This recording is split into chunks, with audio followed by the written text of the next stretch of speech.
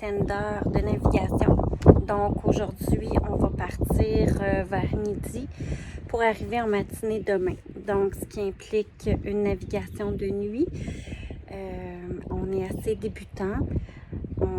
J'ai la peur du vide. J'ai toujours dit à David que je voulais pas aller en voilier tant que si on voyait plus les côtes. Et là, on va être de nombreuses heures sans voir de côtes, en plus de naviguer de noirceur. Donc c'est un énorme défi pour moi.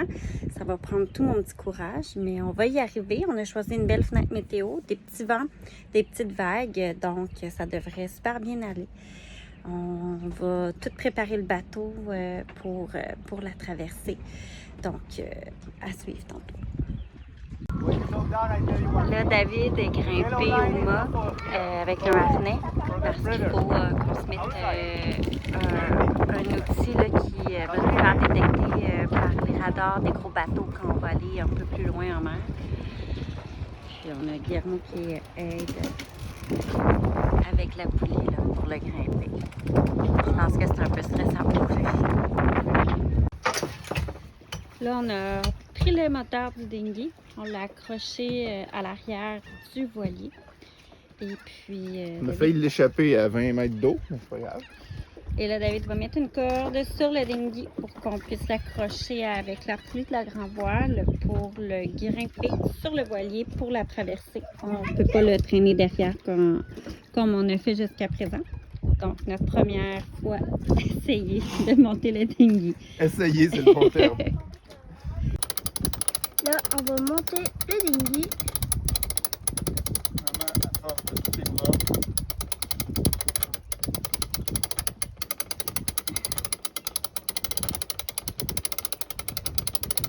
Parce qu'on va traverser, on va changer de pays aujourd'hui. Donc le dinghy va nous ralentir. Donc là, on va pouvoir aller plus vite.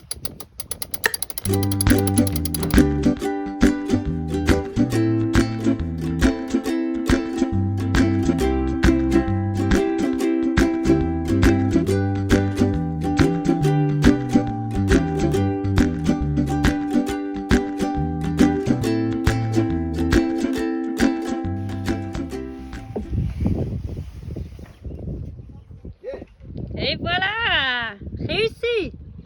On va le passer comme il faut, mais on n'est pas prêt. Youhou! Yeah! Ah, je vais prendre la GoPro. Non.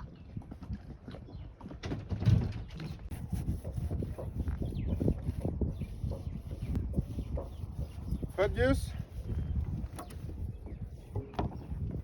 Hey, pourquoi tu me filmes? Pour montrer les tâches que tu fais. Est-ce que tout le monde fait son bout?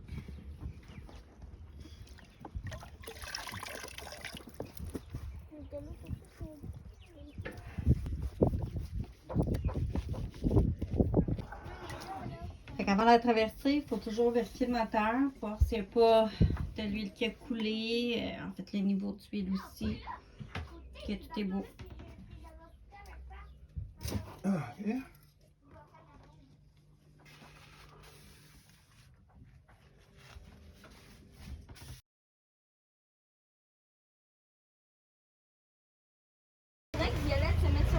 Bye bye! Thanks for everything! Adios!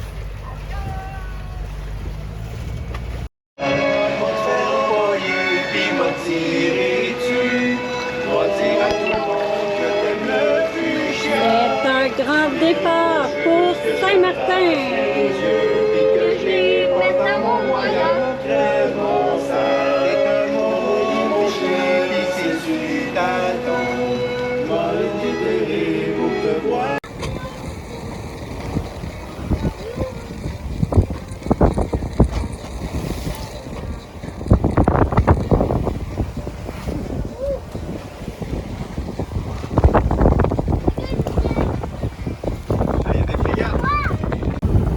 Qu'est-ce que tu fais?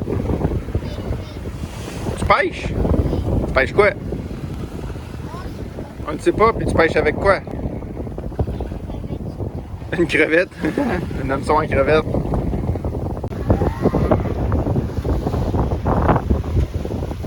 Dans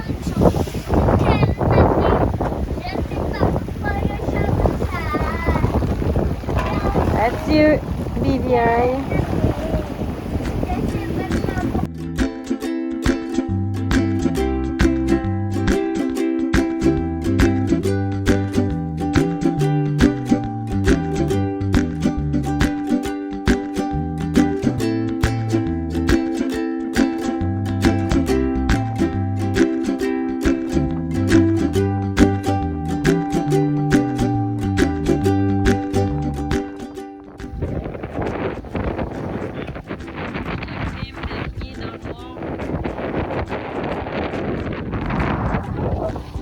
Pas le noir total encore.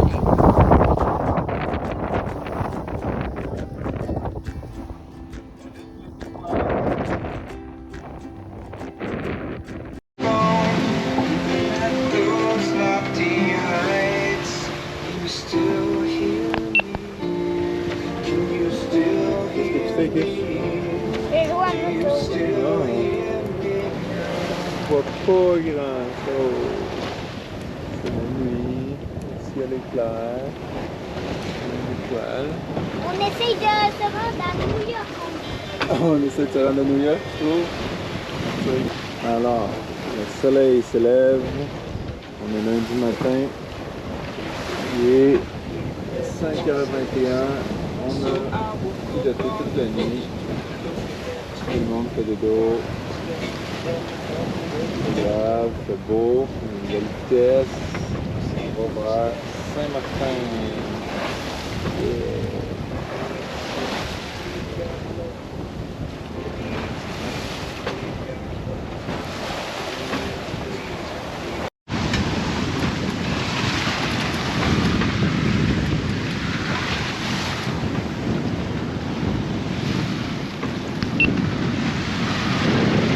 On est lundi matin, il est rendu 6h30 environ, ça fait 18 heures déjà qu'on navigue, et là le soleil s'est levé, ça fait 1 heure, 1 heure et demie. David a navigué toute la nuit comme un champion, là les principaux dorment et on est tout seul au monde.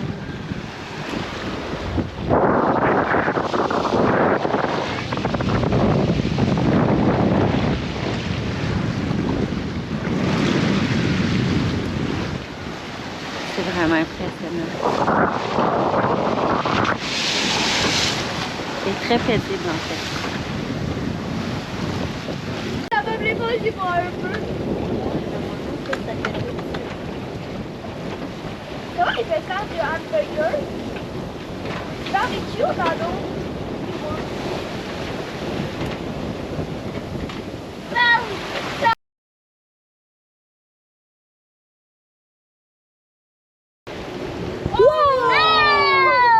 Tu les filmes? Oh! Wow! Il y en a tellement! Il y en a un qui arrive! Je filme! Tu filmes Non, le mais il y en ciel? a un qui arrive! Vraiment proche de notre bateau, il est où? Regarde, il va sauter. Ils sont là. Wow! Des dauphins, là! Hey, fais attention, pas tomber. Oh my god, il est juste là! Il est juste là! Oh mon dieu! Wow! Il est tellement proche! Oh, il va sauter en avant. Oh, il est là! Faites attention qu'on peut frapper vous!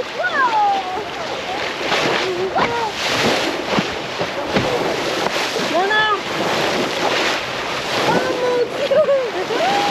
C'est tellement cool!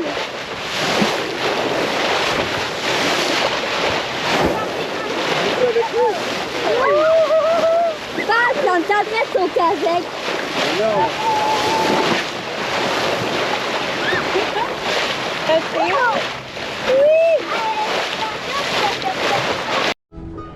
Donc, après notre grande traversée, le bateau était sans dessus-dessous dégueu. Et on a eu la surprise d'une belle amie, une géante coquerelle, Donc, ce matin, opération grand ménage. Tout le monde s'y met. On a tout retiré partout pour tout nettoyer. Trouver nos visiteurs. Si on tient comme ça, on va de l'or. À celui qui la trouve et qui la tue. Mon père veut sa tête. Donc, on a fait finalement notre grande traversée. D'expliquer. On est parti de Peter Island vers midi et demi dimanche. Et puis, sur le coup, il y avait vraiment des très grosses vagues. C'était épeurant, mais ça n'a pas été si long que la mer s'est calmée. Puis, on est parti. On a compris un peu pourquoi, c'est parce qu'on a eu la bonne idée de partir puis de passer dans un corridor entre deux îles. Fait que les grandes vagues qui arrivaient de l'océan, rebondissait sur les îles. Fait que là, les vagues qui arrivaient croisaient les vagues qui repartaient. Fait que ça faisait des vagues encore plus grosses. Puis en plus, dans le corridor, ben, ça faisait un peu comme dans une piscine à vagues. Il était plus haut que le bateau. Ouais, c'était pas le fun. On a stressé un peu. Après, ça s'est calmé. Une chance, sinon on aurait fait demi-tour. Donc, on a navigué longtemps. La nuit est tombée. Au départ, on avait la lune. Fait qu'on voyait quand même un petit peu l'horizon. Puis la lune est partie. Et fait qu'on voyait les lumières du bateau, puis c'est tout. Noir. Mais les vagues étaient petites, des petits vents. Ça a bien été, on a croisé un seul bateau, puis les deux on s'est éloignés quand on s'est croisés. Puis petit matin, encore une fois, belle température, on a vraiment eu une belle fenêtre météo, aucune cellule orageuse, aucune pluie. Par contre, les vents étaient très petits, donc tombaient à 7-8 nœuds par moment, donc on n'a vraiment pas avancé vite. Puis dû aussi probablement à notre manque d'expérience, combiné avec des petits vents. On y a été sécure, on voulait être sûr que ça se passe bien, puis de stresser le moins possible, plus que d'essayer de pousser les choses puis ça aille bien, parce qu'il y a des gens qui font la traversée en 15 heures. Nous, on l'a fait en 27. Ça a été long. Mais on est arrivé sain et sauf à Saint-Martin. On n'a pas coulé. On n'a pas coulé. C'est bien. Et puis, Saint-Martin, on est arrivé en milieu d'après-midi lundi. Puis, on a eu un super comité d'accueil quand on est arrivé. Il y a une gang de dauphins qui sont partis de super loin pour... il avait l'air d'être content d'avoir de la compagnie. Nous, puis ils sont venus surfer sur la vague du devant du bateau. Donc, ça l'a comme... Ça a fait oublier notre nuit lourde. Oui, c'est ça. On n'a pas dormi la nuit, évidemment. Fait que ça a mis un beau positif. Là, ça a vraiment bien fini notre super traversée qui était stressante, qui m'angoissait beaucoup. Puis qui s'est super bien passé au final. Donc, nous voilà maintenant à Saint-Martin. Puis on va faire le tour de l'île puis découvrir qu'est-ce qu'il y a par ici.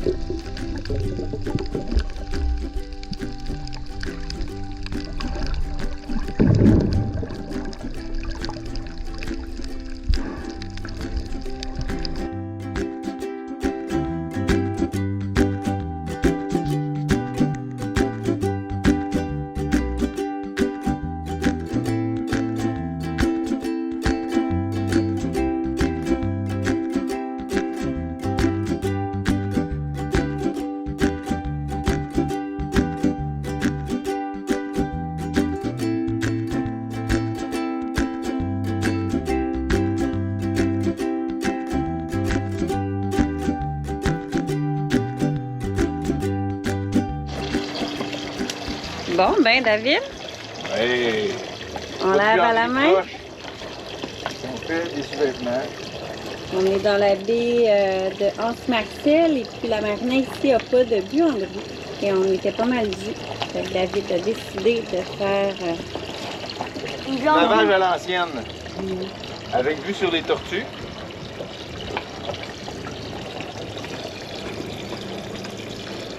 Pas nécessairement obligé de le prendre, cette vidéo-là. Ce qu'il faut.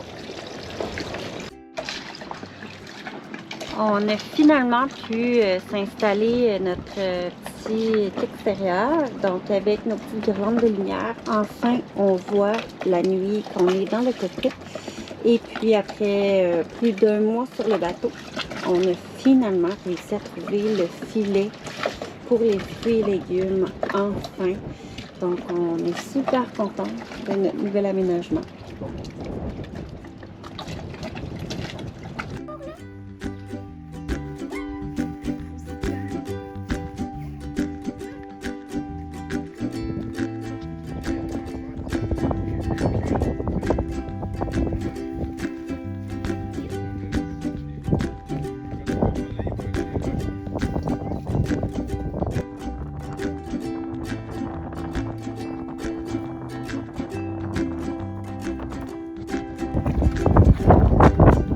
On s'est fait réveiller par un gros bang. Il y a un catamaran, son ancre a lâché, il a dérivé sur nous, sur notre coque. Ça a frappé 2 fois. Donc, David est en train de vérifier si le bateau y est endommagé.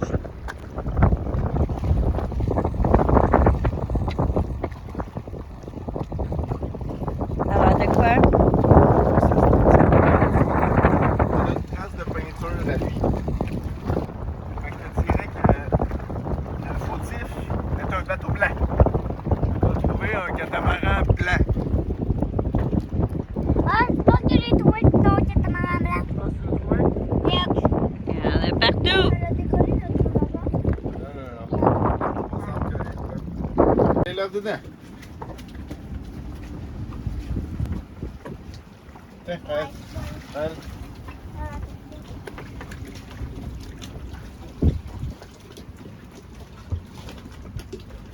Non, là, celui-là, il est correct. Là.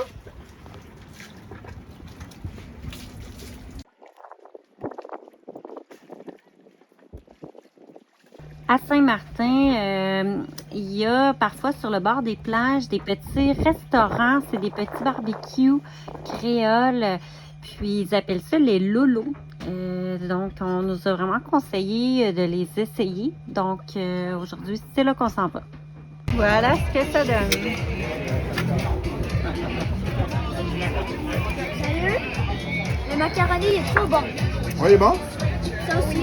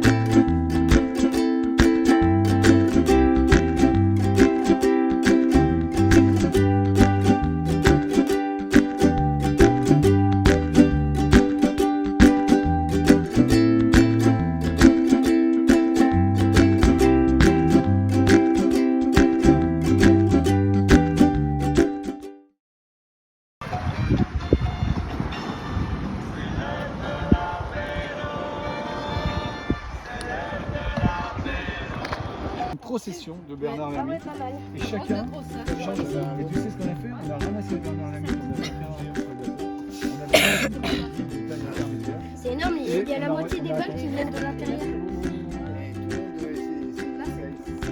Et alors, ça va le faire.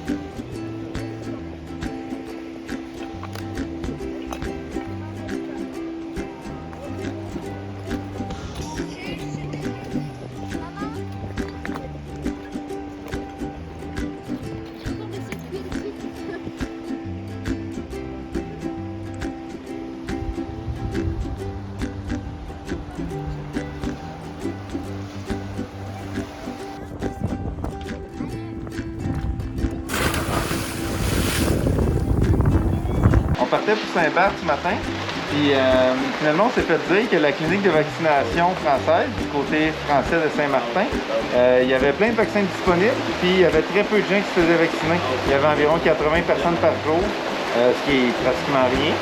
Fait que, il était ouvert à nous vacciner, même si on n'est pas de citoyenneté française. Fait qu'on est venu se faire vacciner pour avoir notre premier vaccin.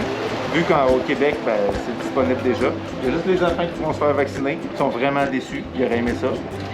On se reprendra une autre fois. Tantôt!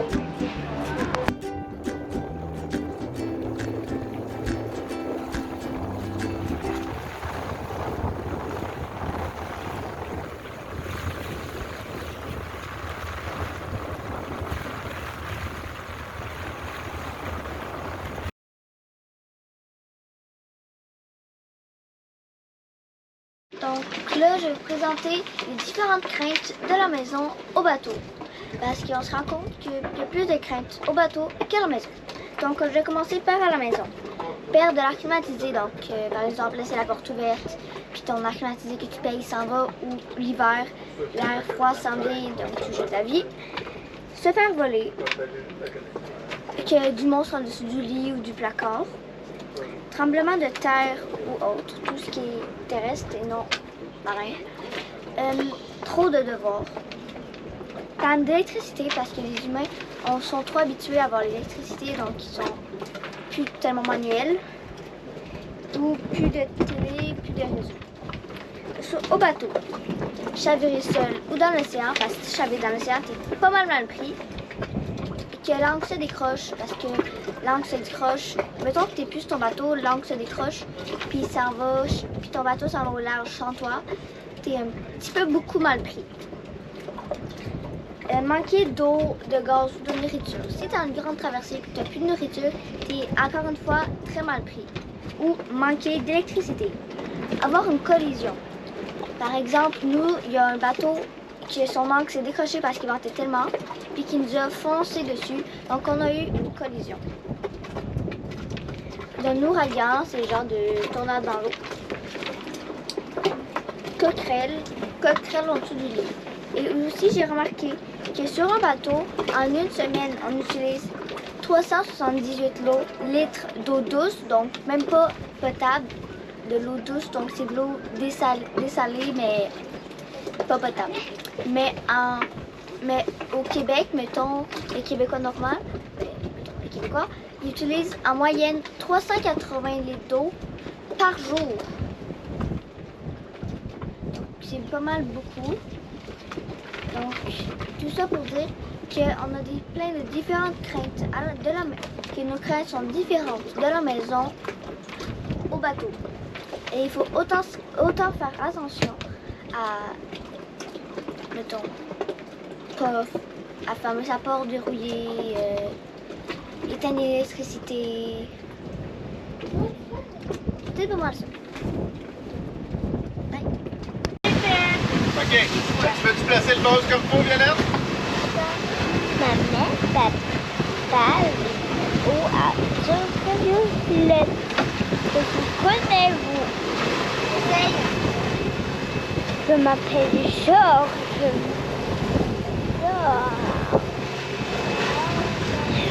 Je m'appelle Georges.